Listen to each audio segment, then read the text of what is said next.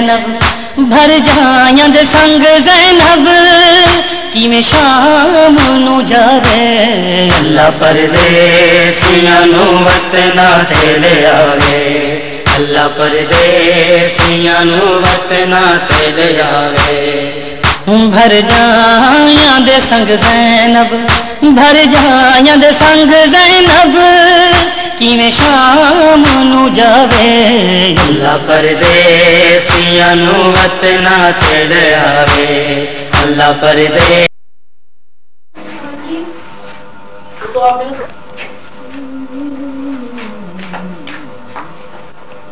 مجھ پہ لان یہ فتویٰ میرے لیے ہی ہے یا جو بھی گھر سے باہر آئے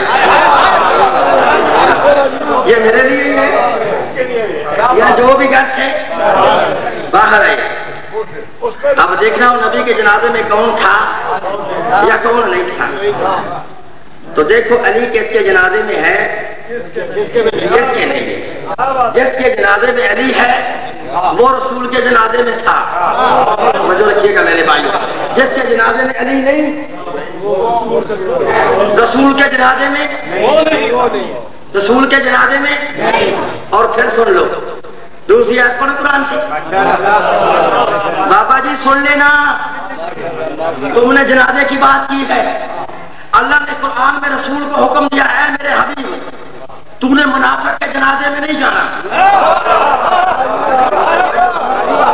اللہ کہہ رہا ہے میرے حبیب اگر تم منافق کے جنازے میں 70 مرتبہ بھی منافق کے لیے دعا کرے تو میں اسے معاف نہیں کروں گا کیوں کہ یہ دشمن ہے میرے علی کا یہ دشمن ہے میرے یہ دشمن ہے میرے یہ دشمن ہے میرے اللہ کہتے ہیں منافق کے جنازے میں اب ثابت ہو رہا ہے منافق نبی کے جنازے میں بھی نہیں آتا منافق کے جنازے میں رسول نہیں جاتا اب جس کے جنازے میں علی جائے وہ ہے مومن جس کے جنازے میں علی نہ جائے وہ ہے منافق قرآن کہتا ہے نبی کو جو حکم نبی کے لیے وہی حکم علی کے لیے جو رکھیے گا میرے بھائی جو حکم نبی کے لیے وہی حکم علی کے لیے اگر نبی منافق کے جنازے میں نہ جائے اللہ کہتا ہے نہ جا تو جب نبی نہیں جائے گا تو علی کیسے جائے گا علی علی پھر بولو علی اچھا نہیں سمجھے میں آسان کر دیتا ہوں یہ بتائیے منافق کون تھا اس کے نام ہے عبداللہ بن ابی بن سلول یہ مشہور منافق تھا بخاری کی معانی کتاب و تفسیر میں یہ جملے لکھے ہیں کہ جب یہ فوت ہو گیا اللہ کے نبی اس کا جنازہ پڑھانے کے لیے چلے یہاں تک لکھا ہے کہ نبی نے اپنا کرتا بھی اس کو پہنایا اپنا لواب دہن بھی اس کے منہ میں رکھا جملہ اگر آپ نہ سمجھے تو میں پھر میرا قصور کوئی نہیں ہے منافق کو کیا کیا نبی نے کرتا بھی بنایا اب جملہ کھا گئے نا تو پھر مجھے آپ پہ افسوس ہوگا نبی نے کرتا پہنایا ہے منافق کو اپنا کرتا پہنایا آپ بتاؤ کرتا قریب ہے یا قبر قریب ہے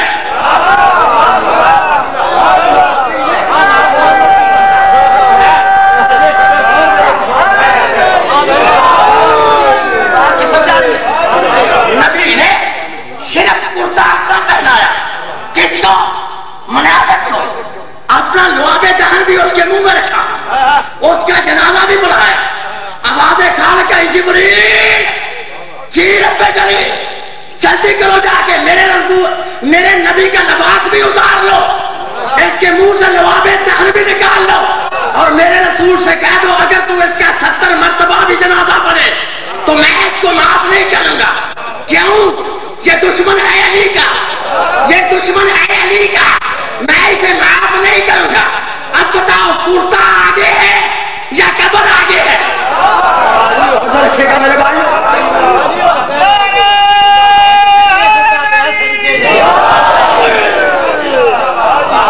ثابت ہو گیا کہ جب نبی کا کرتا منافق کو فائدہ نہیں دے سکتا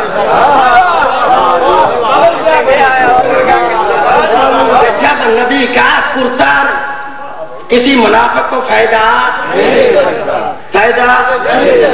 تو اگر کوئی منافق چاہے جنت البقیع میں دفن ہو جائے، اسے کیا فائدہ دے گی؟ نہیں دے سکتی. ہم صحابہ کو مانتے ہیں لیکن اولاد رسول کے دشمن کو کچھ بھی نہیں مانتے. آئیے بات صلوات پر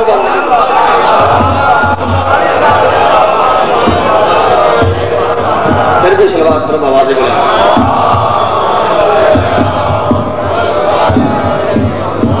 بھائی سمجھائیے میری بات کی کہ ہم صحابہ کو مانتے ہیں لیکن اولاد رسول کے دشمن کو کچھ بھی پھر بولو کچھ بھی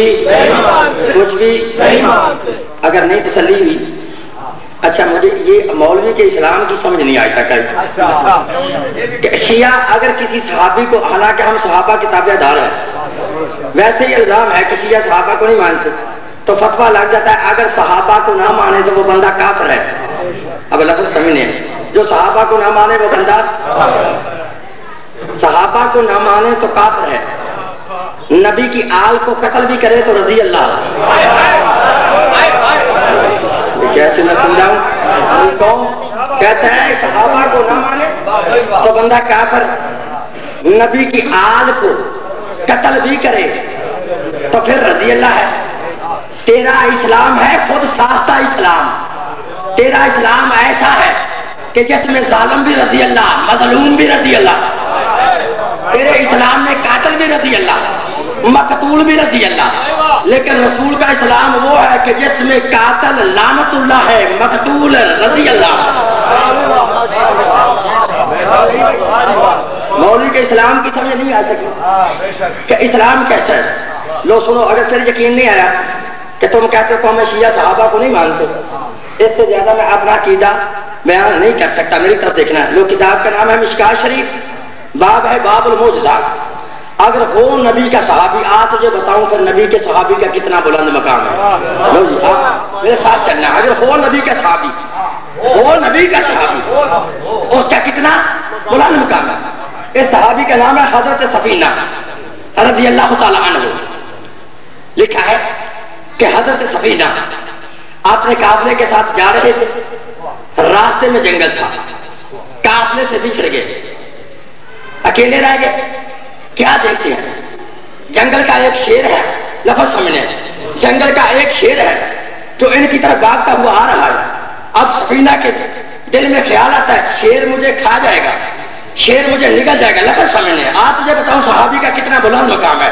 لکھا ہے کہ جب شیر حضرت سفینہ رضی اللہ تعالیٰ عنہ کے قریب آیا، حضرت سفینہ شیر کی طرف مخاطب ہو کے فرماتے ہیں کہ اے شیر، مجھے کھانے سے پہلے، مجھ پر حملہ کرنے سے پہلے تو سن لے کہ میں کون ہوں.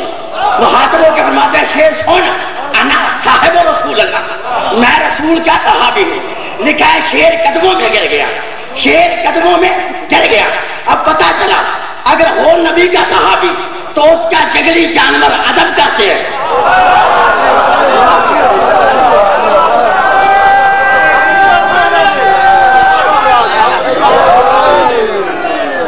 بات کی سمجھائی؟ نبی کا صحابی تو اس کی جنگلی جانور ادب کرتے ہیں. جنگلی جانور ادب کرتے ہیں. بھائی ہے شیر بھی جنگلی جانور تھا، وہ بھی جنگلی جانور ہے، شیر بھی جنگلی جانور تھا، وہ بھی جنگلی جانور. ادھر ہے صرف حضرت سفینہ، ہے صحابی رسول. ادھر رسول بھی قریب نہیں، ادھر رسول بھی قریب ہے.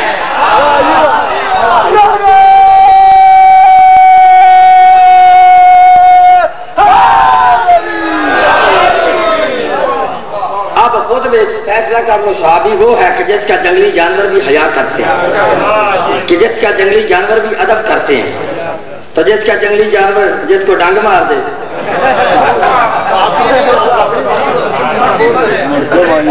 اب خود سوچو اس کا مقام کیا. صحابہ کو مانتے ہیں. اگر پھر یقین نہیں آیا تو میری ٹی وی اسٹیشن پہ دوسری شرط یہ ہوگی کہ میری قوم کا ہر بچہ، ہر بڑا، ہر مرد، ہر عورت اس صحابی کو سلام کرے گی. کس صحابی کو؟ کہ جس صحابی پر بطول راضی ہوگی، جس صحابی پر نبی کی بیٹی راضی ہوگی، جس پر فاطمہ راضی ہوگی. جس پہ فاطمہ راضی نہ ہو رسول راضی نہیں، رسول راضی نہیں، خدا راضی نہیں. یہ بھی میں نہیں کہتا، مایا ناز کتاب صحیح بخاری اگر کتاب کے اندر فرمان رسول نہ ہو تو پھر میں مجرم. نبی نے فرمایا کہ فاطمہ تو بدعت منی، کہ فاطمہ میرا جز ہے. یہ نہیں کہا گوشت کا جز ہے، یہ نہیں کہا خون کا جز ہے. نبی نے اشارہ کیا ہے کہ جو میں ہوں اس کا جز ہے. اگر میں امام ہوں فاطمہ نبوت کا جز ہے. اگر میں نبی ہوں فاطمہ نبوت کا جز ہے. اگر میں شجاع ہوں فاطمہ شجاعت کا جز ہے. اگر میں طاہر ہوں فاطمہ طہارت کا جز ہے. جو میں ہوں اس وقت کا یہ میری بیٹی حصہ ہے، میرا جز ہے. حدیث رسول یہاں تک ختم نہیں ہوئی، آگے فرمایا فمن اغضبها، جس نے اسے ناراض کیا، فاغضبنی، اس نے میں محمد کو ناراض کیا. فاغضبنی فاغضب اللہ، جس نے میں محمد کو ناراض کیا اس نے اللہ کو ناراض کیا. تو پھر ماننا پڑے گا جس پہ فاطمہ راضی اس پہ رسول راضی، جس پہ رسول راضی اس پہ خدا راضی، جس پہ فاطمہ ناراض اس پہ رسول ناراض، جس پہ رسول ناراض اس پہ خدا ناراض. تو ماننا پڑے گا کہ رضی اللہ وہ ہوتا ہے جس پہ فاطمہ راضی، اللہ راضی، خدا راضی، رسول راضی. ارے ماننا پڑے گا کہ رضی اللہ وہ بنے گا جس پہ فاطمہ راضی. تو جس پہ فاطمہ ناراض ہو جائے اللہ بھی ناراض ہے، رسول بھی ناراض ہے. تو ماننا پڑے گا جس پہ فاطمہ ناراض ہو جائے ارے پھر وہ بندہ رضی اللہ نہیں، لعنت اللہ.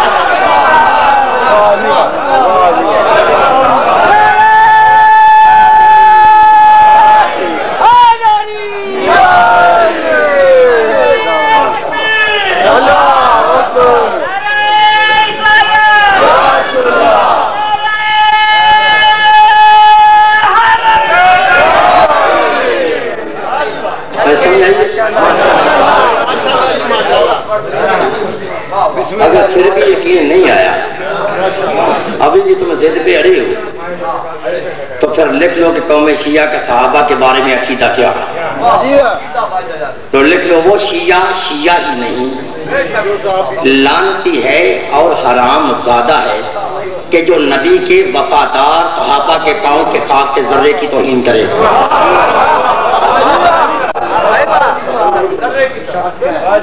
پھر سنو ہمارا عقیدہ کہ وہ شیعہ نہیں، لعنتی ہے اور حرام زادہ ہے کہ جو نبی کے وفادار صحابہ کے پاؤں کے خاک کے ذرے کی توہین کرے.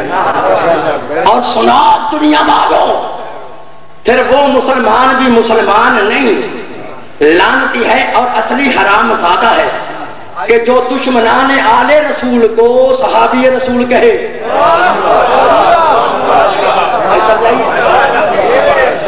عقیدے کی سمجھائی؟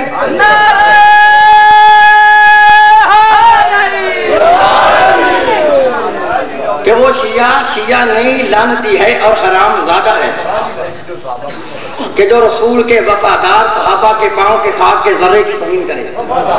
اور وہ بھی مسلمان پھر مسلمان نہیں، لعنتی ہے اور اصلی حرام زادہ ہے کہ جو دشمنان آل رسول کو صحابی رسول کہے. ارے پہلے اللہ کے نبی سے پوچھو تو صحیح کہ اولاد رسول کے دشمن کا مقام کیا ہے، اولاد رسول کے دشمن کا انجام کیا ہے. وہ تمہاری کتاب ہے جس کا نام ہے ارجح المطالب، لکھنے والا ہے ملا عبید اللہ عمر سری اہل سنت. اگر اس کتاب کے اندر یہ فرمان رسول موجود نہ ہو تو مجھے دنیا کی جس عدالت میں دل چاہے بلا کے سرے عام پھانسی پہ لٹکاؤ. اگر ہے تو پھر سنا اولاد رسول کے دشمن کا مقام کیا ہے، اولاد رسول کے دشمن کا انجام کیا ہے. کتاب کا نام ہے ارجح المطالب، لکھنے والا ہے ملا عبید اللہ عمر سری اہل سنت. وہ اس کتاب کے اندر لکھتا ہے کہ نبی نے فرمایا کہ یا علی لا یحبک الا طاہر الولادہ ولا یبغضک الا خبیث الولادہ. کہ اے علی تیرے ساتھ محبت وہ رکھتا ہے جو حلال زادہ ہے، تیرے ساتھ بغض وہ رکھتا ہے جو حرام زادہ.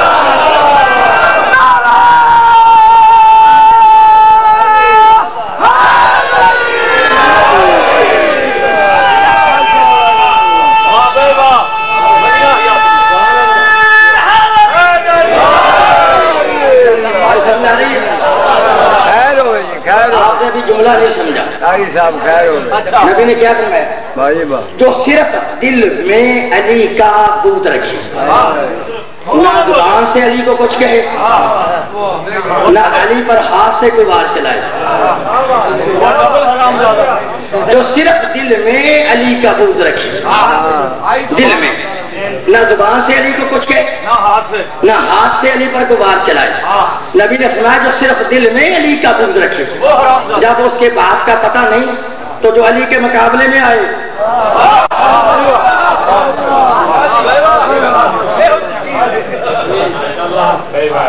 اب خود فیصلہ کرے کہ وہ ہے کیا۔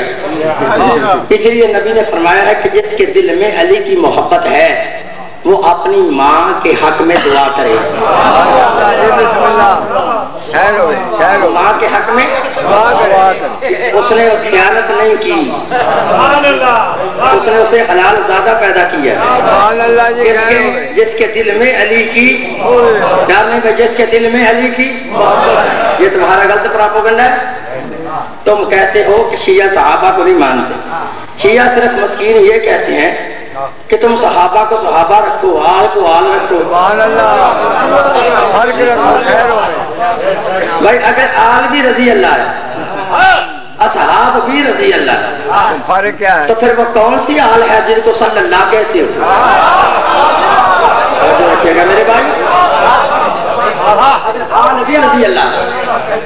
صلوات کرو بابا دے بھائی،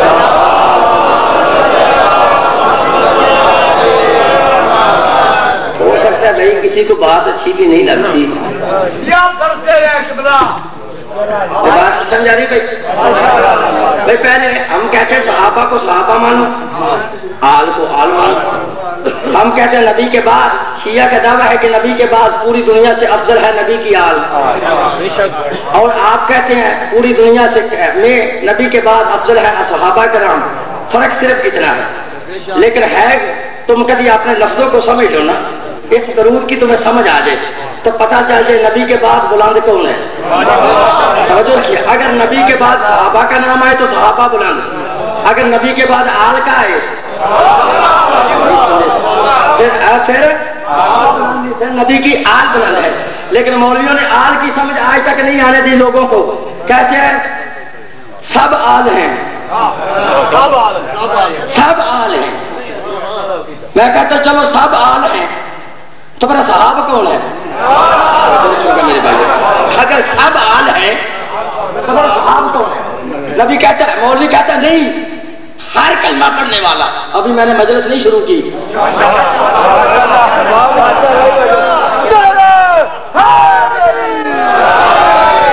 ابھی تو میں تمہارے مزاج چیک کر رہا ہوں کہ تمہارے مزاج کے مطابق مجلس پڑھوں گا۔ میری بات سمجھ آ رہی ہے؟ مولوی کہتا ہے ہر کلمہ پڑھنے والا نبی کی آل ہے۔ یہ میں ایک بار جملہ کہہ لوں تو بڑھ کے دوبارہ نہیں کہتا، لیکن مجھے مجبور کیا جاتا ہے کہ یہ جملہ تم نے یہاں کہنا ہے، اس کی ضرورت ہے تو پھر یہ جملہ کہہ رہا ہوں، میری طرف دیکھنا ہے۔ بات سمجھ آ رہی ہے؟ مولوی کہتا ہے ہر کلمہ پڑھنے والا نبی کی، نبی کی، نبی کی۔ میں کہتا ہوں نہیں، ہر کلمہ پڑھنے والا نبی کا امتی تو ہو سکتا ہے، آل نہیں۔ آل ہے، آل کی اور صحاب کی میں تمہیں سمجھ کراؤں۔ یہ دیکھو، یہ کیا ہے؟ باسکٹ کیا ہے؟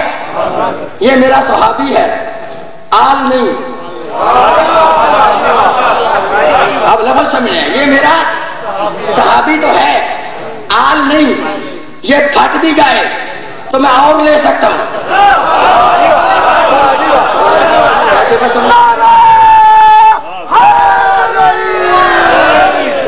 سمجھا رہی ہے؟ یہ کیا ہے؟ باسکٹ۔ یہ میرا صحابی تو ہو سکتا ہے، آل نہیں۔ اس کو کوئی ٹکڑے بھی کرے مجھے تکلیف نہیں۔ سمجھنا ہے، آل تو صحاب کا فرق بتا رہا ہوں کہ آل اور صحاب میں فرق کیا ہے۔ یہ باسکٹ ہے، یہ میرا صحاب ہے، آل نہیں۔ اس کو میرے سامنے ٹکڑے بھی کرے مجھے اس کی اتنی تکلیف نہیں ہوتی جتنی کس کی ہوگی۔ یہ میرا بازو ہے، یہ بازو صحاب نہیں، یہ آل ہے۔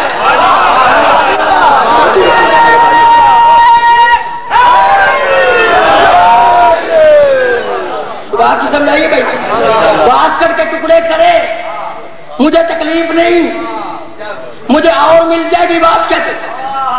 جب میرے ہاتھ پہ چھری چلے گی تو پھر میری پوری باڈی کو تکلیف ہوگی. بس اتنا آگ میں اور صحاب میں فرق ہے کہ صحابی کپڑوں کے منیج ہیں جو گرمیوں والے اور ہوتے ہیں, سردیوں والے اور ہوتے ہیں.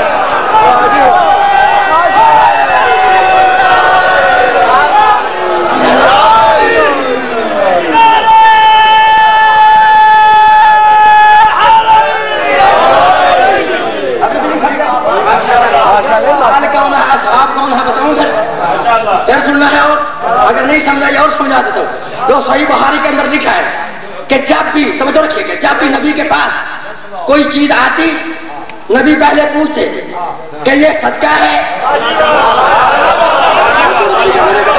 اگر آل اور صحاب کی سمجھ نہیں آئی پھر سمجھا دیتا ہوں کہ نبی کے پاس جب بھی کوئی چیز لاتا نبی پہلے پوچھتے آیا یہ صدقہ ہے یا ہدیہ ہے. اگر ہوتا صدقہ تو صحابہ کی طرف اشارہ کرتے کلو وشربو. لفظ سمجھے آل کون ہے اور صحابہ کون ہے. اگر ہوتا صدقہ نبی صحابہ سے کہتے صدقہ کھاؤ. اب ثابت ہو گیا کہ صحابہ صدقہ کھاتے تھے. اگر ہوتا صدقہ خود قبول نہ کرتے صحابہ کو کہتے کھاؤ.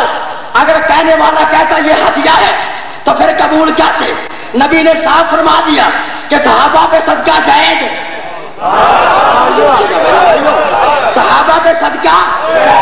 نبی نے فرمایا صدقہ علینا حرام. ہم وہ ہے, آل رسول وہ ہے کہ جن پہ صدقہ حرام ہے. تو کاری صحابت کیسے مانے ایک جیسے سارے. اور تجھے ماننا چاہیے صدقہ کھانے والے اور ہوتے ہیں جن پہ صدقہ حرام ہے.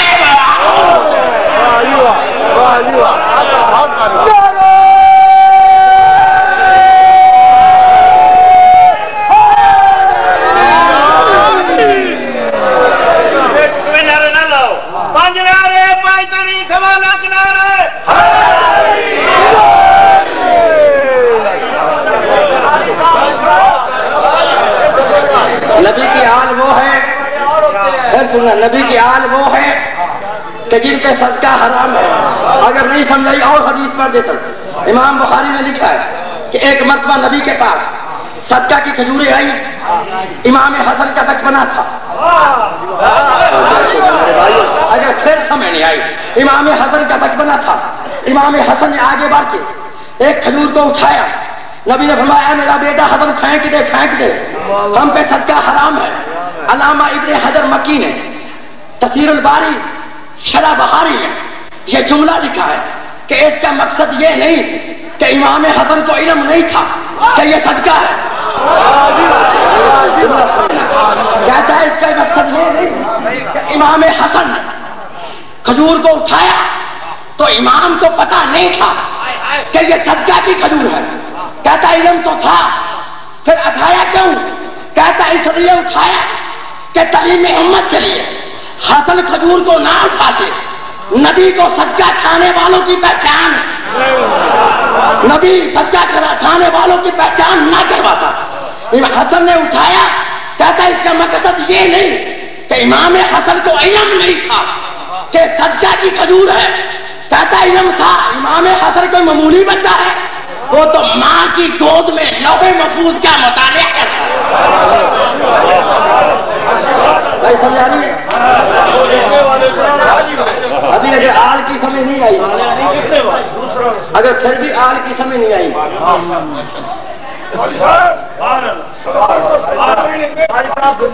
اگر آل کی سمجھ نہیں آئی تو سمجھ لے صحابی وہ ہے جن پہ صدقہ حلال ہے, آل وہ ہے جن پہ صدقہ حرام ہے. ہر بندہ ثابت ہو گیا, ہر بندہ نبی کی آل نہیں ہو سکتا. صدقہ کھانے والے اور ہوتے ہیں, جن پہ صدقہ حرام ہے وہ. یہ صدقہ پتہ کیا ہوتا ہے؟ یہ ہاتھوں کی میل ہوتی ہے. اگر اس سے زیادہ میں فضائل نہیں پڑھ سکتا, اگر جملہ تیری سمجھ میں آ گیا. صدقہ ہوتا کیا ہے؟ ہاتھوں کی میل. میل سمجھتے نہیں, میں سمجھا دیتا ہوں. میری تو عمر کم ہے, شاہ صاحب کی زیادہ ہے. تمہارے بھی ادھر گڑ بنتا ہے نا, وہ گڑ سے میل اترتی ہے. وہ میل جب پھینک دیتے ہیں تو اس کو کون کھاتے ہیں؟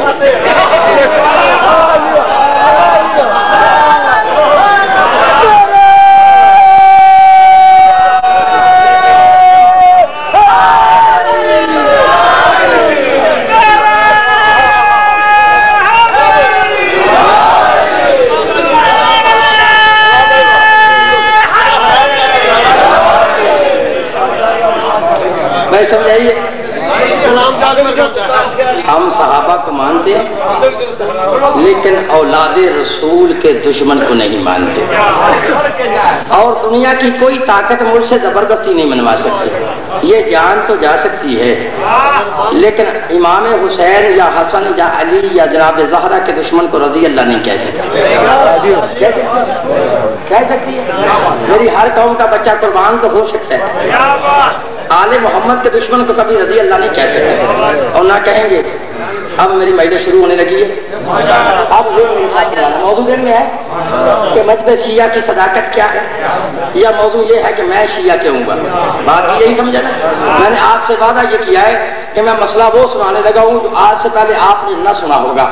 अगर सुना हो तो खड़े होकर कह देना कि मैंने सुना है, अगर ना सुना हुआ तो फिर कंजूसी की तो मौला हुसैन तुमसे खुद पूछेगा।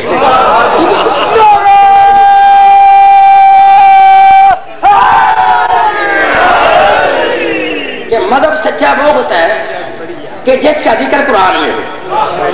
इमाम सच्चा वो होता है जिसका जिक्र कुरान में हो।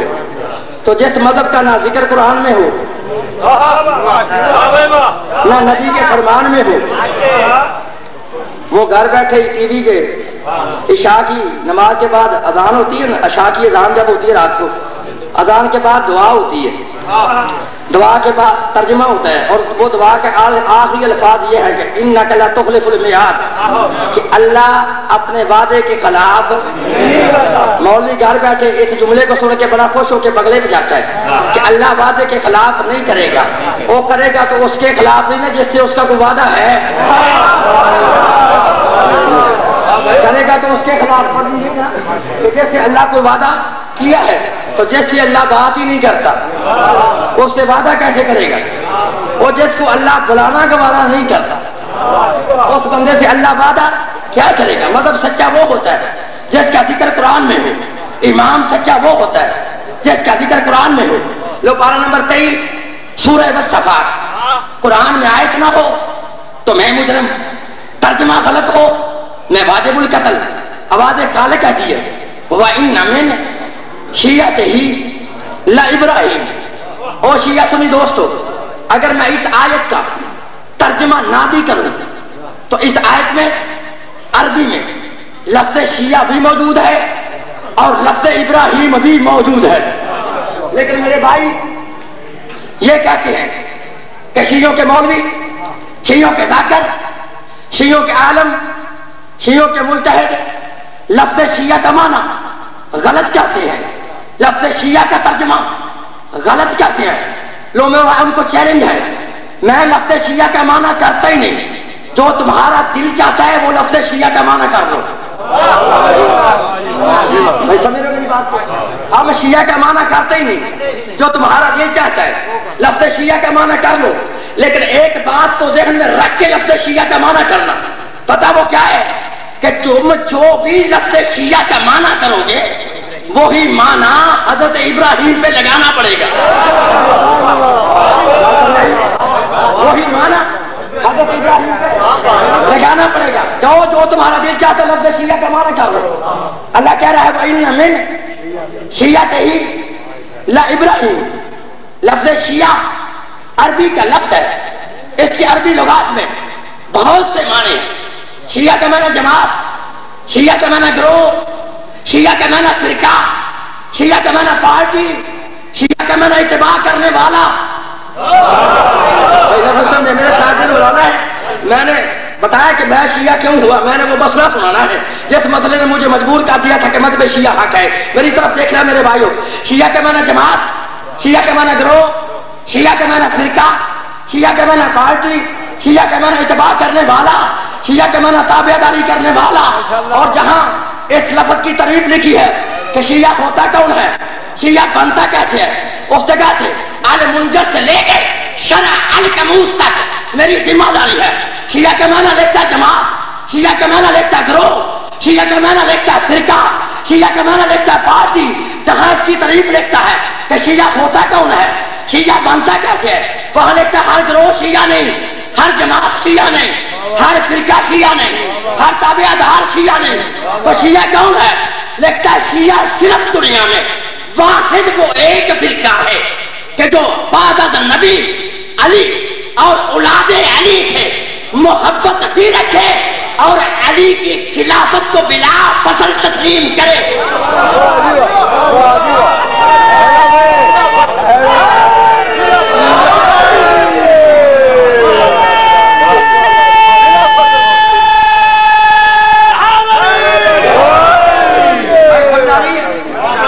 اگر نہیں سمجھے گاؤں کا ماحول ہے اور آسان کر دیتا ہوں.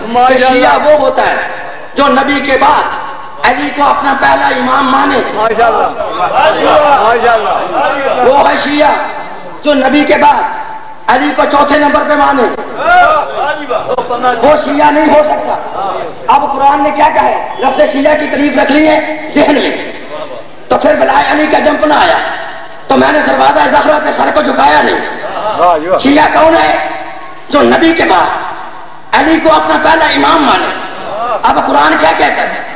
وَإِنَّ مِنْ شِيَّتِهِ لَإِبْرَاهِيمَ.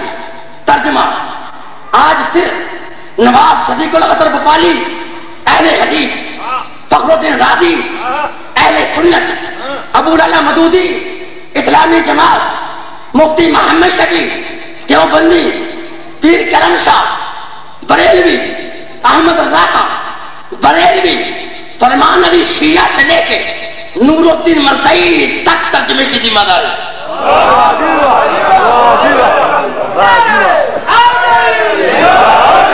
اگر کوئی مائی کا لال کہے اتنے آیت کا ترجمہ غلط کیا ہے، مجھے دنیا کی جس عدالت میں دل چاہے بلاؤ، میری سزا ہے موت.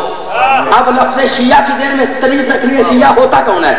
شیعہ وہ ہوتا ہے جو نبی کے بعد علی کو اپنا پہلا امام مانے. آپ پارا نمبر 23 ہے. آواز خالق آتی ہے وَإِنَّ مِنْ شِيَّتِهِ لَإِبْرَاهِيمَ. اور بے شک ابراہیم شیعوں میں سے ہے.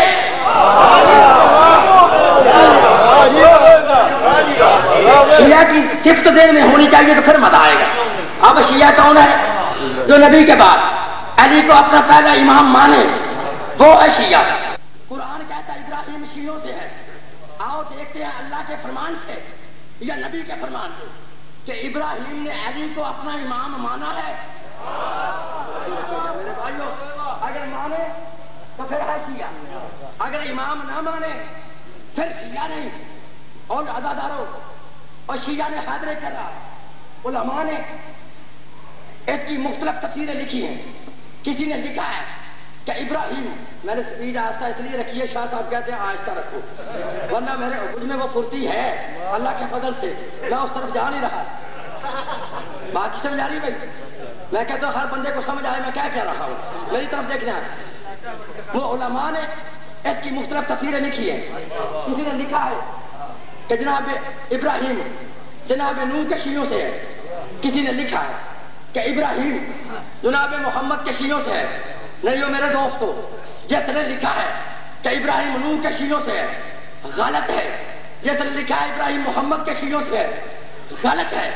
میرے بھائیوں کی ایک کتاب ہے جس کا نام ہے لغات الحدیث، لکھنے والا ہے علامہ وحید الزمان اہل حدیث. اگر اس کتاب کے اندر فرمان رسول نہ ہو تو مجھے دنیا کی جس عدالت میں دل چاہے بلاؤ، بلا کے سر عام پھانسی پہ لٹکاؤ. اگر ہے تو پھر سنو. وحید الزمان لکھتا ہے، کتاب ہے لغات الحدیث، وہ لکھتا ہے کہ جس نے لکھا ہے کہ ابراہیم نوح کے شیعوں سے ہے غلط ہے. جس نے لکھا ہے ابراہیم جناب محمد کے شیعوں سے ہے غلط ہے. کیوں غلط ہے؟ وہ لکھتا ہے اس لیے غلط ہے کہ جب تک اس آیت کے شان نزول کو نہ دیکھا جائے کہ اس آیت کو اللہ نے کس جگہ پہ نازل کیا تھا، اس وقت تک یہ پتہ نہیں چل سکتا کہ ابراہیم کس شیعوں سے ہے. آگے وہ لکھتا ہے اس آیت کو اللہ نے نہ مکے میں نازل کیا نہ مدینے میں نازل کیا، بلکہ زمین پہ نازل کیا ہی نہیں. پھر کس جگہ پہ نازل کیا؟ لکھتا قرآن گواہ ہے. آواز خالق آتی ہے سبحان الذی اسری بعبدہ لیلا من المسجد الحرام الى المسجد الاقصی. کہ پاک ہے وہ ذات جو لے گئی اپنے عبد کو، جو لے گئی اپنے بندے کو راتوں رات واسطے شہر کے مسجد حرام سے لے کے مسجد اقصی تک. علامہ وحید الزمان لکھتا ہے کہ جب شب معراج اللہ کے نبی چوتھے آسمان پہ پہنچے تو 4 نبیوں کے لیے کرسیاں لگائی گئی. ان 4 نبیوں میں ایک نبی حضرت ابراہیم علیہ السلام تھے. جب 4 نبی اپنی کرسیوں پر بیٹھ گئے, اللہ کے نبی کے لیے ایک علیحدہ ممبر لگایا گیا. اللہ کے نبی اپنے ممبر پر بیٹھ گئے. تھوڑی دیر کے بعد حضرت ابراہیم نے اپنی دائیں جانب دیکھا. کیا دیکھا؟ ایک نوری سواری ہے, اس پر ایک نوری سوار ہے جس کے چہرے سے نور کی شعاعیں نکل رہی ہیں. حضرت ابراہیم نے دیکھ کے پوچھا, اللہ کے نبی یہ سوار کون ہے؟ کیا پوچھا نا, یہ سوار کون ہے؟ فرماتے ہیں یہ کوئی نبی ہے, کوئی رسول ہے, کوئی امام ہے. اللہ کے نبی فرماتے ہیں ابراہیم نہ یہ سوار نبی ہے, نہ یہ فرشتہ ہے, نہ کوئی رسول ہے. تو پھر یہ نبی, یہ سوار کون ہے؟ علامہ وحید الزمان لکھتا ہے جب ابراہیم نے پوچھا تو نبی بتاتے ہیں ابراہیم دیکھ لے یہ سوار میرا بھائی علی ابن ابی طالب.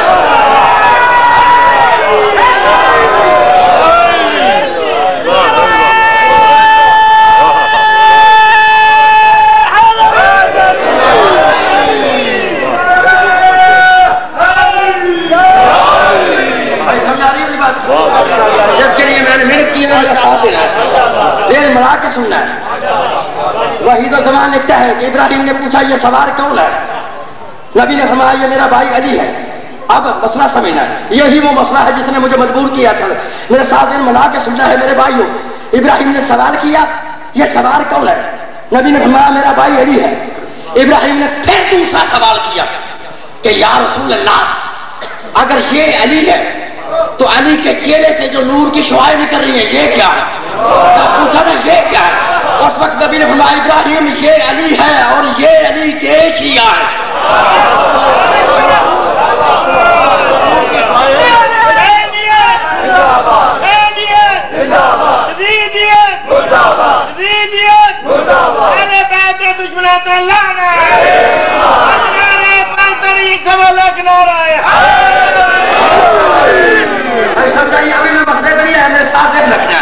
ابراہیم نے پھر دوسرا سوال کیا اگر یہ علی ہے تو علی کے چہرے سے نور کی شعاعیں نکل رہی ہیں یہ کیا ہے؟ نبی نے فرمایا اے ابراہیم یہ علی ہے اور یہ علی کے شیعہ ہے. وحید الزمان لکھتا ہے کہ جب نبی نے فرمایا نا ابراہیم یہ علی اور علی کے شیعہ ہے تو لکھتا ہے اور جب ابراہیم نے اپنی آنکھوں سے دیکھا نا علی اور علی کے شیعوں کا اتنا بلند مقام ہے, لکھا پر ابراہیم سے رہا نہ گیا. فرماتے ہیں اللہ کے نبی اگر یہ علی اور علی کے شیعہ ہے تو پھر میرے لیے بھی دعا کرو اللہ مجھے بھی علی کے شیعوں میں داخل کرو.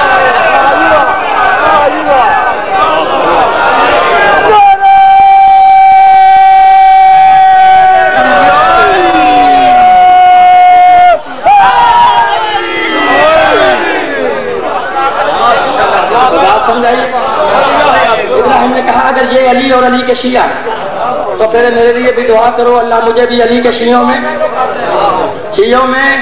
اور ڈر نہیں بول شیعوں میں. اگر ابراہیم کی دعا اس کتاب میں لکھی نہ ہو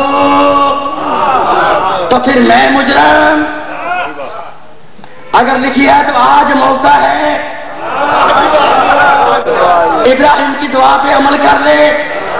وحید الزمان لکھتا ہے ابراہیم نے دعا کے لیے ہاتھ بلند کیے اور دعا مانگی اللہم اجعلنی من شیعۃ علی, اے اللہ مجھے علی کے شیعوں میں داخل کر لے, مجھے علی کے شیعوں میں بنا دے, مجھے علی کے شیعوں میں داخل کر لے. وحید الزمان لکھتا ہے کہ ابراہیم کی دعا کے الفاظ ختم نہیں ہوئے تھے, اللہ نے فرمایا جبریل جی رب جلیل جلدی جا کے میرے نبی سے کہہ دو ہم نے ابراہیم کی دعا کو قبول کر لیا ہے. وَإِنَّا مِنْ شِيَعَتِهِ لَإِبْرَاهِيمَ, بے شک ابراہیم تو علی کے شیعوں میں.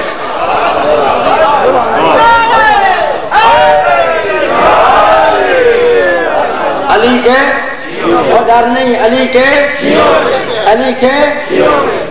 کے اب رکھ علماء کے سر پہ قرآن اور پوچھ ابراہیم تو مولوی کون ہے؟ بڑا جملہ میں نے کہنا ہے کہ تیری سمجھ میں آ گیا. کون ہے؟ نبی ہے. صرف نبی بھی نہیں امام ہے, وہ امام بھی نہیں خلیل ہے, خلیل تک بھی نہیں بلکہ جد انبیاء ہے. جملہ میں نے کہنا ہے سمجھنا آپ نے, جد انبیاء پھر ابراہیم کو کیا ضرورت پیش آئی؟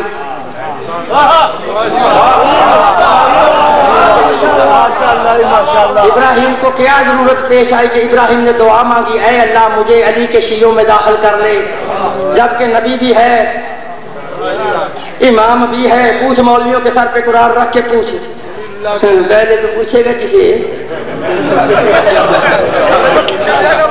کسی کو پتہ ہی نہیں، اگر کسی کو پتا ہے تو اس نے بتانا ہی نہیں، اگر کسی نے میری طرح بتا دیا تو مسجد میں رہنا ہی نہیں۔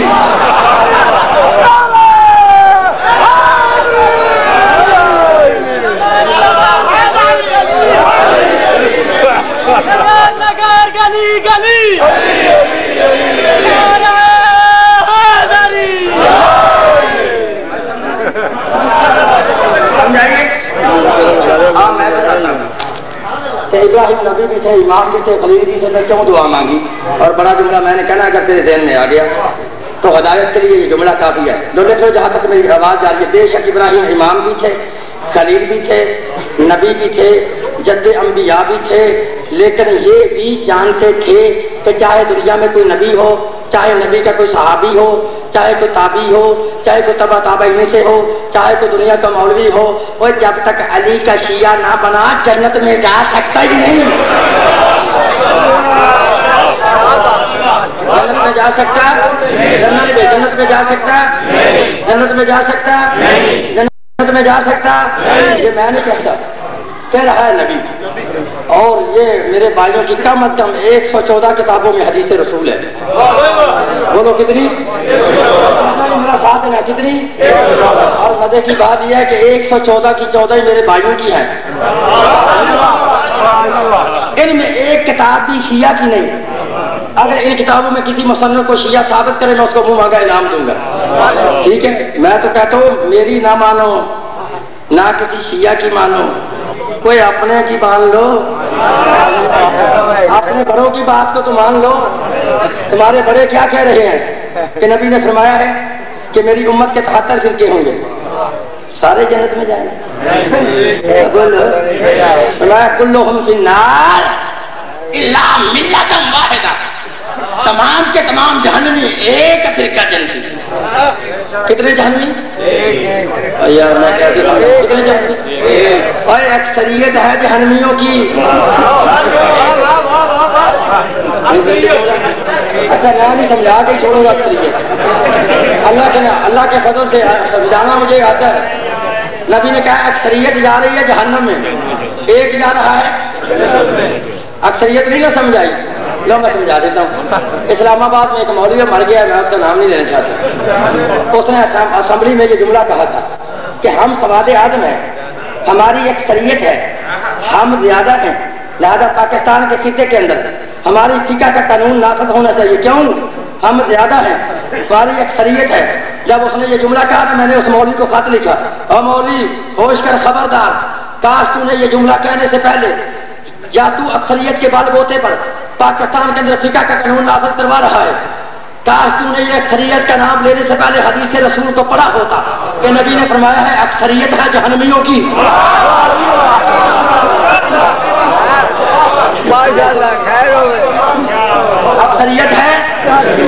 اکثریت ہے 72 جہنمی، ایک فرقہ جنتی۔ اب اس بات کی بیان دلیل ہے کہ یہ 72 فرقے ایک جیسے نہیں، اگر ہوتے ایک جیسے یا سارے جنت میں ہوتے یا سارے جہنم میں ہوتے۔ اب اکثریت ایک جیسی 72 فرقوں کی جا رہی ہے جہنم میں، ایک فرقہ جا رہا ہے جنت میں۔ اس بات کی بیان دلیل ہے کہ وہ جو ایک جیسے 72 فرقے جا رہے ہیں جہنم میں، ان کا سب کچھ ایک ہے، ان کا سب کچھ ایک ہے، وہ اکثریت کا کلمہ بھی ایک،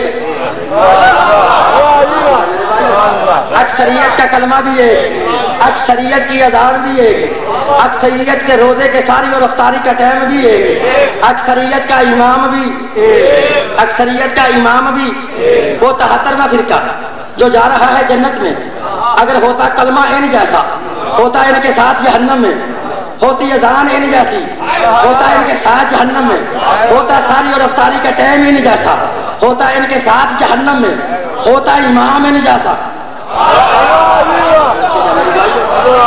ہوتا ان کے ساتھ جہنم میں، وہ جا رہا ہے جنت میں۔ اس بات کی بیان دلیل ہے کہ جنتی فرقے کا کلمہ بھی اور ہے، جنتیوں کی اذان بھی اور ہے، جنتیوں کے روزے کے ساری اور افطاری کا ٹائم بھی اور ہے، جنتیوں کا امام بھی، جنتیوں کا امام بھی، جنتیوں کا امام بھی۔ ایسے مسئلہ حل نہیں ہو سکتا۔ ہم کہیں گے ہم جنتی ہیں، میرے بھائی کہیں گے ہم جنتی ہیں، گڑبڑ ہو جائے گی، مسئلہ حل نہیں ہو سکتا۔ کیسے حل ہوگا؟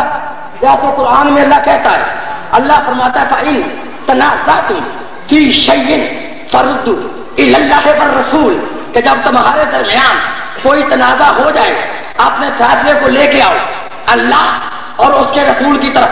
چلو پھر دونوں شیعہ سنی بھائی آج مل کے اللہ کے نبی کے گھر چلتے ہیں، جا کے دروازہ کھٹکھٹاتے ہیں، دروازہ کھلتا ہے، اللہ کے نبی سے پوچھ لیتے ہیں کہ یا رسول اللہ آپ کا فرمان ہے کہ میری امت کے 73 فرقے ہوں گے، 72 جہنمی، ایک فرقہ جنتی، یا رسول اللہ اس جنتی فرقے کا نام کیا ہے اور اس کا امام کون ہے؟ آپ کو لڑائی تو نہیں نہ کوئی جھگڑا ہے، اور رسول سے پوچھ لیتے ہیں کہ جنتی فرقے کا نام کیا ہے اور اس کا امام کون ہے۔ لو جیسے میں پوری ذمہ داری سے اپنے بھائیوں کی 114 کتابوں سے حدیث رسول پڑھوں گا، کوئی مائی جلال پوری دنیا میں مجھے نبی کی زبان سے اپنے فرقے کا نام بھی ثابت کرے، اپنے اور اپنے امام کے جنتی ہونے کا ساتھی پڑھے کی بھی ثابت کرے۔ کتنی کتابوں میں حدیث ہے؟ بول کتنی؟ اے گھر کا بیٹی بول رہا ہے، گھر کا بیٹی۔ کتنی کتابوں میں حدیث ہے؟ پھر بولو کتنی؟ 100۔ لو جس کو مناظرے کا شوق ہے نا وہ کاغذ اور قلم نکال کر کتابوں کے نام لکھ لے، اس کے لکھنے والوں کے نام بھی لکھ لے، ان کے مذہبوں کے نام بھی لکھ لے۔ ٹھیک ہے، یہ نہیں کہ میں چلا جاؤں تو بعد میں کہے تو مولوی ہوتا تو میں یوں کر دیتا۔ میں کہتا ہوں آج تک نہیں، مجلس تک نہیں، جب تک میری اللہ کے علم میں زندگی ہے میں اپنی مجلس کا اپنی پوری زندگی تک ذمہ دار ہوں۔ بات سمجھا نہیں؟ کتنی کتابیں ہیں؟ جو کاغذ اور قلم نکال کر کتابوں کے نام لکھ لو۔ میرے بھائی کی پہلی کتاب ہے تفسیر ابن جریر، محمد بن جریر طبری اہل سنت لکھتا ہے۔ دوسری کتاب ہے تفسیر در منشور، 9ویں اور 10ویں صدی کے مجدد محدث مفسر مورخ، 460 کتابوں کے مصنف علامہ جلال الدین سیوطی اہل سنت لکھتا ہے۔ تیسری کتاب ہے تفسیر فتح القدیر، ملا شوکانی اہل حدیث لکھتا ہے۔ چوتھی کتاب ہے تفسیر فتح البیان، نواب صدیق الحسن بپالی اہل حدیث لکھتا ہے۔ پانچویں کتاب ہے کنز العمار، ہشام الدین ملا علی متقی اہل سنت لکھتا ہے۔ چھٹی کتاب ہے ریاض النظرہ فی المناقب عشرہ مبشرہ، محب الدین طبری اہل سنت لکھتا ہے۔ ساتویں کتاب ہے السوائق المحرقہ، مفتی مکہ شہاب الدین ابن حجر مکی، مکہ کا مفتی اہل سنت لکھتا ہے۔ آٹھویں کتاب ہے ارجح المطالب، ملا عبید اللہ امرسری اہل سنت لکھتا ہے۔ نویں کتاب ہے جنابی المبدت، قاضی سلیمان قندوزی مفتی قسطنطنیہ اہل سنت لکھتا ہے۔ 10ویں کتاب ہے حلیۃ الاولیاء، ملا ابو العلم اصفہانی اہل سنت لکھتا ہے۔ 11ویں کتاب ہے فرائض الصالحین، علامہ حموانی اہل سنت لکھتا ہے۔ 12ویں کتاب ہے تذکرہ خواص الامہ، مصنف سیبط ابن جوزی اہل سنت لکھتا ہے۔ 13ویں کتاب ہے مبدت فی القربہ، سید علی حمدانی اہل سنت لکھتا ہے۔ 14ویں کتاب ہے مقتل خادمی، علامہ خوازمی اہل سنت لکھتا ہے۔ 15ویں کتاب ہے فردوس الاخبار، مصنف فردوس الاخبار اہل سنت لکھتا ہے۔ 16ویں کتاب ہے مناقب ابن مردوہ، حافظ ابو بکر ابن مردوہ اہل سنت لکھتا ہے۔ اگر تمہاری 114 کتابوں میں یہ فرمان رسول موجود نہ ہو تو مجھے پورے شہر کے مرکزی چوک میں کھڑے کر کے فاتح پہ لٹکاؤ، لکھو راویوں کے نام، ان جابر بن عبداللہ، ان ابن عباس، ان ابی سعید خدری، ان ام سلمہ رضی اللہ عنہم، نحن كنا عند النبي فقال علي فقال النبي والذي نفسي بيده ان هذا وصيته هم الفائزون يوم القيامه. يا علي انت وشیعتک فی الجنہ یا علی انت وشیعتک راضی شین مرضی شین. حضرت جابر بن عبداللہ و ابن عباس رضی اللہ تعالی عنہما دونوں صحابی رسول راوی ہیں. ہم اللہ کے نبی کے ارد گرد ایک دن اس طرح بیٹھے تھے جیسے شمع کے گرد پروانے ہوتے ہیں, جیسے چاند کے گرد ستارے ہوتے ہیں. فتوالا علی حد قرار آئے, میرے مولا کا آنا تھا. اللہ کے نبی نے اپنے مقام کو چھوڑا, چھوڑ کے کھڑے ہوئے جناب علی کو اپنے سینے سے لگایا. لگانے کے بعد وہ ایک قسم اٹھا کے فرمایا کہ والذی نفسی بیدہ, کہ مجھے قسم ہے اس ذات کی کہ جس کے قبضہ قدرت میں محمد کی جان ہے. اور جن لوگوں نے قیامت کے دن کامیاب ہونا ہے, جن لوگوں نے قیامت کے دن وہ جنت میں جانا ہے, مذہب ان کا شیعہ ہوگا, امام ان کا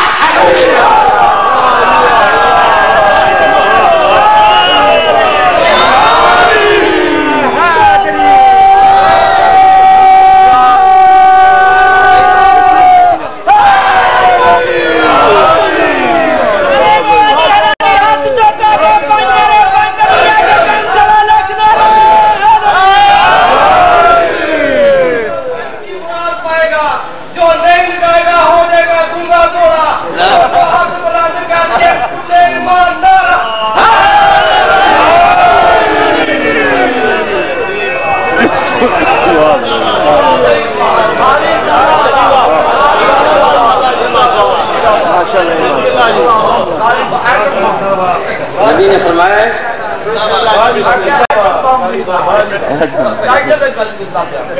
ایٹم بم کیا ہوتا ہے. میں ایٹم کو ایٹم سمجھتے میرا سب سے بڑا ہے امام. میں کسی ایٹم کی پرواہ نہیں کرتا, کسی جیل کی پرواہ نہیں کرتا, کسی گولی کی پرواہ نہیں کرتا. میں نے سادات کی وکالت کا ذمہ لیا. یہ جان تو جا سکتی ہے, سادات کے دشمن کو کبھی رضی اللہ نہیں کہے گی. اور یاد رکھ لو, تم نہ مانو گے تمہاری اولاد کو مرواؤں گا. وہ نہ مانے کی زندگی رہی تو ان کی اولاد کو مرواؤں گا. وہ نہ مانے اگر پھر اللہ نے زندگی بڑھائی تو ان کی اولاد کو مرواؤں گا. تمہیں پتا ہے ہم منوانا کیا چاہتے ہیں؟ صرف دو چیزیں. وہ کیا ہے کہ قرآن جیسی کتاب کوئی نہیں اور علی جیسا امام کوئی نہیں.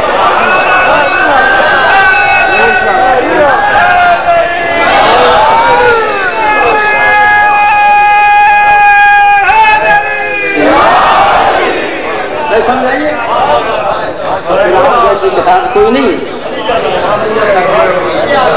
اور تمہاری محبت کو دیکھ کے میں نے پڑھ دیا ہے. میں نے پچھلی مجلس کا خیال نہیں کیا, صرف تمہاری چاہت اور محبت کو دیکھ کے. جب میں نے اپنی آنکھوں سے پڑھا نا, وہ قاری ہوش کر, میں نے اپنے آپ سے بات کی. جب آنکھوں سے پڑھا نا, جب علی کے بغیر ابراہیم جیسے نبی کا گزارا نہیں.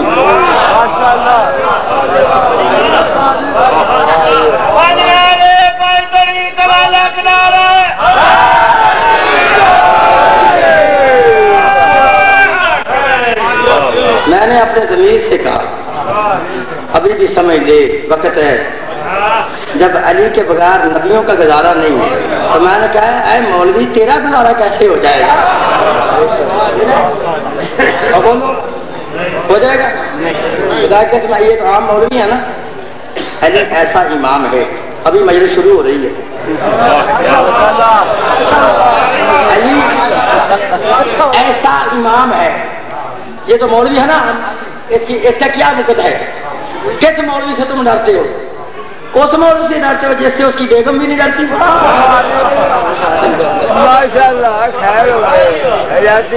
اس مولوی سے ڈراتے ہو. میں کہتا ہوں نہ ڈرا کرو, وہ وقت گزر گیا ہے. ڈرنے کا وقت, ڈرے تو وہ نعوذ باللہ جس کا امام جھوٹا ہو, وہ ڈرے نا. تو ہو ہی کہ خوش قسمتوں میں امام ہی وہ ملے ہیں, نفس سمجھنے کہ جنہوں نے دعویٰ کیا ہے سلونی جب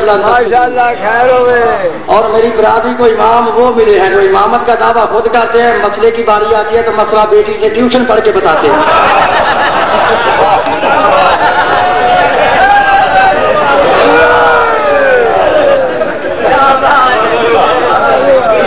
بھائی سمجھ آئیے بھائی، یاد رکھ لو شیعہ سنی دوستو، میں اس مولوی کو شیطان سمجھتا ہوں جو دونوں بھائیوں کی لڑائی، شیعہ سنی ہیں دونوں بھائی، لفظ سمجھنے، صرف نقطوں کا فرق ہے شاہ جی، نقطوں کا فرق ہے، نقطے کی سمجھ آئیے ہے، صرف نقطوں کا فرق ہے، شیعہ سنی میں ہے دونوں بھائی کہ جب تم لفظ شیعہ لکھو گے اس کے 5 نقطے ہیں، اہل سنت لکھو گے 3 نقطے ہیں۔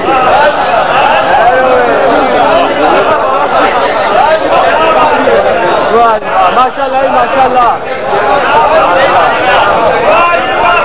شیعہ سنی ہے دونوں بھائی، صرف شیعہ سنی میں نقطوں کا فرق ہے کہ لفظ شیعہ کے 5 نقطے ہیں، اہل سنت کے 3 نقطے ہیں، ہے 5 اور 3، صلوات پڑھو بابا کو۔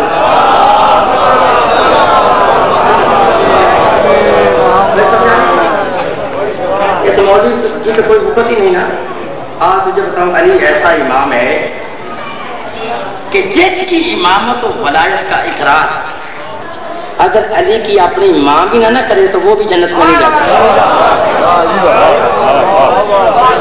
تم کسی مولوی کی بات کرتے مولوی کی تو ویلیو ہی نہیں ہے۔ سونا علی کی ماں ہے، یہ کوئی معمولی بی بی نہیں، یہ وہ بی بی ہے جس کا نام ہے فاطمہ بنت اسد، ٹھیک ہے؟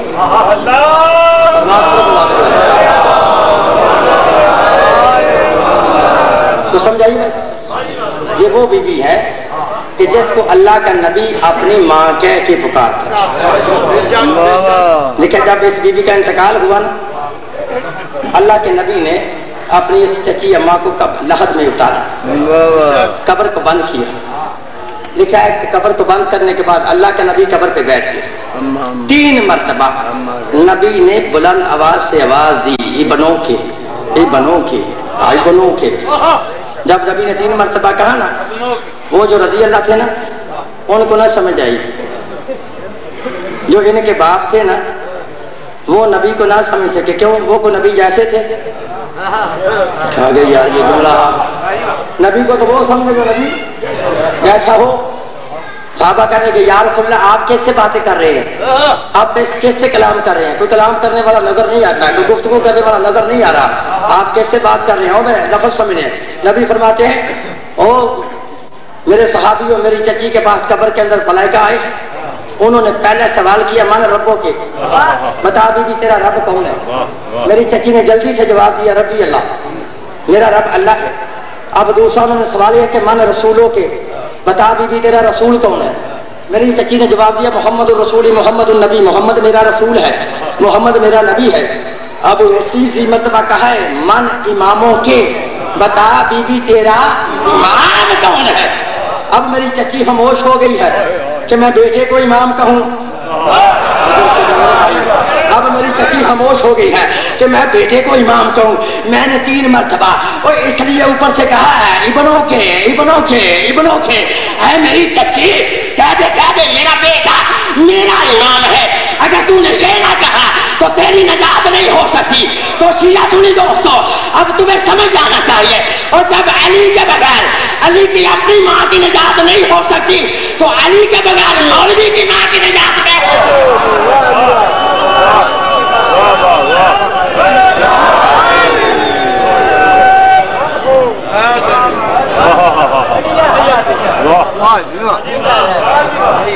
افسوس یہ ہے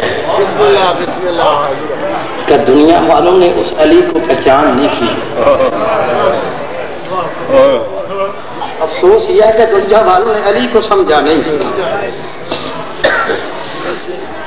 ہو سکتا ہے اگر دنیا والے، یہ پھر میری مجبوری ہے، میں جب مسائل کے آتا ہوں لوگ کہتے ہیں قاتلان حسین بتاؤ، حالانکہ میں نے اپنی جان پہ کھیل کر سیڑھیاں چلائی ہیں اس بات پر، اور جیسے آپ کی وکالت کی ہے کہ میں نے بتا دیا کہ حسین کے قاتل کون ہیں، اور ہر طرف وہ سیڑھیاں چل رہی ہیں، بہرحال وہاں سے دیکھ لینا، دنیا وال لا الہ الا اللہ اشارہ کر دیتا ہوں حسین کے قاتل کون ہیں، لا الہ الا اللہ محمد رسول اللہ پڑھنے والوں نے، صحابہ رسول اور صحابہ رسول کی اولاد نے علی جن ولی اللہ کے گھرانے کو اس طرح برباد کیا کہ پھر یہ گھر ساری زندگی اس طرح آباد نہیں ہو سکے۔ لا الہ الا اللہ محمد رسول اللہ پڑھنے والے مسلمان علی ولی اللہ کے گھرانے کی پہچان کر لیتے، ہو سکتا تھا حسین ابن علی مدینے کو نہ چھوڑتے تھے۔ عزاداروں لکھا ہے کہ جب میرے مولا حسین ابن علی مدینے سے چلنے لگے نا، ایک کتاب میں نے پڑھا ہے کہ امام حسین میں اور آپ کی ہمشیرہ میں اتنی محبت تھی کہ بی بی اس وقت تک نماز بھی نہیں پڑھتی تھی جب تک حسین کو دیکھ نہیں لیتی۔ جب اس بی بی کو پتا چلا نا کہ میرا بھیا حسین مدینے کو چھوڑ آیا، حضرت اور بی بی بھاگ کر آئی اپنے بھیا کے پاس آ کے کہتی بھیا تو مدینے کو چھوڑ رہا ہے اور تجھ کو یہ بھی علم ہے کہ میں تیرے بغیر زندہ نہیں رہ سکتی، میں بھی تیرے ساتھ کربلا جانا چاہتی ہوں۔ وہ عزادارو جب بی بی نے یہ کہا نا میں بھی تمہارے ساتھ کربلا جانا چاہتی ہوں، میرے امام فرماتے ہیں میری طرف دیکھو، میں حسین ابن علی وارث شریعت ہوں۔ اب شریعت کا یہ مسئلہ ہے کہ اگر تو میرے ساتھ کربلا میں جانا چاہتی ہے تو پہلے اپنے شوہر سے اجازت مانگو، اگر تمہارا شوہر تجھے اجازت دے تو پھر تو میرے ساتھ کربلا جا سکتی ہے۔ وہ عزاداروں لکھا ہے کہ جب بی بی اپنے شوہر جناب عبداللہ سے اجازت مانگنے کے لیے بی بی اپنے گھر میں آئی نا تو بی بی سیدھی زمین پہ بیٹھ گئی، زمین پہ بیٹھ کے فرماتی ہے اے عبداللہ تجھے پتا ہے نا کہ میرا بھیا حسین مدینے کو چھوڑ رہا اور تجھ کو یہ بھی علم ہے کہ میں اپنے بھائی کے بغیر زندہ نہیں رہ سکتی۔ ہاں اے عبداللہ تجھے وہ وقت یاد ہے کہ جب میرے باب علی نے تیرے ساتھ میرا نکاح پڑا تھا، اس نکاح کے اندر شرط رکھی تھی کہ جب میری بیٹی زینب اپنے بھائی کے ساتھ کربلا جانا چاہے اے عبداللہ تم نہیں روک سکو گے۔ عزادارو بی بی نے اتنے دلائل دیے، ایک دلائل پھر آخر میں یہ دیا ہے سن پھر اے عبداللہ اگر تو نے جانے کی اجازت نہ دی تو ادھر حسین مدینے سے نکلے گا، ادھر سے زینب کا جنازہ مدینے سے نکلے گا۔ عزادارو جب بی بی نے اتنے دلائل دیے نا جناب عبداللہ رو کے فرماتے ہیں بنت زہرا میں نے کب کہا ہے کہ تو نہ جا، جا ضرور مگر میں کوئی غریب تو نہیں ہوں، مگر میں کوئی غریب تو نہیں ہوں، سارا خرچ اپنے گھر سے لے کے چلنا۔ لیکن طریقہ دیا ہو عزادارو جب بی بی اپنے گھر سے چلنے لگی نا اپنے بڑے گھر سے بی بی نے سوائے ماں زہرا کی چادر کے اور کچھ نہ لیا، چادر کو لے کر بی بی دروازے کے قریب آتی ہے، جب دروازے کے قریب آئی نا پیچھے سے جناب عبداللہ نے روک کے فرمایا بنت زہرا ذرا رک جا۔ عزادارو بی بی رک گئی، رو کے فرماتے ہیں بنت زہرا تو نے سفر کبھی نہیں کیے، جب تو سفر کرے گی تو راستے میں تھک جائے گی، لہذا یہ 4 کنیزیں اپنے ساتھ لیتی جا، جب تو راستے میں تھک جائے گی یہ 4 کنیزیں تیری خدمت کرے گی۔ عزادارو 4 کنیزوں کو اپنے ساتھ لے کر بی بی جب پھر دروازے کے قریب آئی نا پیچھے سے جناب عبداللہ پھر رو کے فرماتے ہیں بنت زہرا ذرا رک جاؤ۔ عزادارو بی بی رک گئی، رو کے فرماتے ہیں بنت زہرا ہمارے نانا کی حدیث ہے نا کہ صدقہ تو رد البلا، کہ صدقہ بلاؤں کو کھا جاتا ہے، صدقہ بلاؤں کو ٹال جاتا ہے۔ بنت زہرا ہو سکتا ہے کہ کہیں راستے میں تمہارے بھائی حسین پر کوئی مصیبت آ جائے تو میرے یہ 2 ننھے ننھے شہزادے صدقہ دیتی جائے۔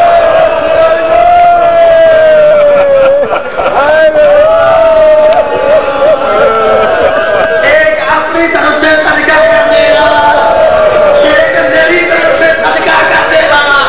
او عزادارو یہی تو وجہ ہے کہ مقتل کی کتابوں میں لکھا ہے کہ کربلا کے میدان میں بی بی نے ہر شہید کا بیان کیا ہے، ہر شہید کا نام لے کے روئی ہے، ہر شہید کو یاد کر کے روئی ہے، لیکن اپنے بیٹوں کا نام لے کے نہیں روئی، اس لیے نہیں روئی اس نے حسین پہ صدقہ کر دیے تھے، جو صدقہ ہو جائے اسے یاد نہیں کیا جاتا۔ وہ عزادارو 4 کنیزوں کو لے کر بی بی مدینے سے چلی ہے۔ اب مجھ پہ سوال کرو 4 کنیزیں جو بی بی مدینہ سے لے کے چلی تھی آخر پھر وہ کہاں گئی؟ او عزادارو میں نے کتابوں کو پڑھا ہے سفر میں کنیزیں موجود تھیں. کربلا میں آئی کنیزیں موجود تھیں. پہلی محرم کا دن آیا کنیزیں موجود تھی. دوسری کا دن آیا کنیزیں موجود تھی. حتیٰ کہ 10ویں کا دن آیا کنیزیں موجود تھی. جب 10ویں کا دن گزر گیا تاریخ خاموش ہو گئی. آخر وہ کنیزیں کہاں گئی جو بی بی مدینہ سے لے کے چلی تھی؟ میں نے بڑی تحقیق کی, شیعہ سنی مقتل کی کتابوں کو دیکھا. دیکھنے کے بعد ایک کتاب ملی جس کا نام ہے معالی سبتین. صاحب معالی نے ذمہ داری سے اس جملے کو اس کتاب کے اندر لکھا ہے. وہ لکھتا وہ چاروں کنیزیں سفر میں موجود تھی. پہلی محرم کا دن آیا موجود تھی. 10ویں کا دن آیا موجود تھی. جب 10ویں کی شام غریبہ آئی کہتا پھر وہ کنیزیں کہاں گئی؟ وہ لکھتا ان چاروں کنیزوں نے جب شام غریبہ کی شام کو جناب زینب کے ساتھ سے نیزے کے ساتھ چادر کو اترتے ہوئے دیکھا. وہ چاروں کنیزیں گش کھا کے مر گئے. اداداروں جس بی بی کی چادر کو اترتے ہوئے دیکھ کر کنیزیں مر گئی وہی بی بی ہے جو ابن زیاد کے دربار میں کھڑی ہے. ادھر سے سفیر روم آتا ہے. وہ پہلا سوال کرتا ہے کون مارا گیا؟ اسے کہا کون مارا گیا؟ لعین کہتے ہیں باغی مارا گیا. اداداروں باغی کا نام آنا تھا. جناب زینب سلام اللہ علیہا جناب فضا سے فرماتے ہیں پھوپھی اماں اب تم آگے سے پیچھے ہٹ کر. اب وہ مقصد آ گیا جس مقصد کے لیے میں زینب ساتھ آئی. جب لعینوں نے کہا نا باغی مارا گیا, بی بی اپنے باپ علی کے لہجہ میں بول کے فرماتی ہے اس وقت شبنت تلکا وہ ہمارے آزاد کردہ غلام کے بیٹے. چپ رہے, میرا باغی نہیں میرا نمازی مارا گیا. عزادارو جب بی بی نے اپنے باپ علی کے لہجہ میں یہ خطبہ دیا نا, طریقہ کہ وہاں ایک نبینہ صحابی رسول تھا جس کا نام تھا جناب عبداللہ بن عفیف یزدی. اس کی ایک آنکھ جنگ جمل میں ضائع ہو گئی, دوسری آنکھ جنگ صفین میں ضائع ہو گئی. آنکھوں سے نبینہ ہے نظر نہیں آتا. لیکن اچانک جس جب عبداللہ نے دربار میں اچانک علی کا لہجہ سنا, دیکھا عبداللہ روتے ہوئے کھڑے ہو کے فرماتے او لوگو این علی شبن ابی طالب. لوگو علی اس دربار میں کہاں سے آ گئے؟ لوگ کہتے ہیں عبداللہ علی نہیں, علی کی بیٹیاں خطبے دے رہی ہے. عبداللہ ماتم کر کے کہتا ہے او مسلمانوں خدا لعنت کرے تمہاری مسلمانی پر. اوے کہاں علی و بطول, کہاں علی و بطول کی بیٹیاں؟ تم نے علی جیسے شریف کی بیٹیوں کو درباروں میں بلایا ہے. اللہ لعنت اللہ.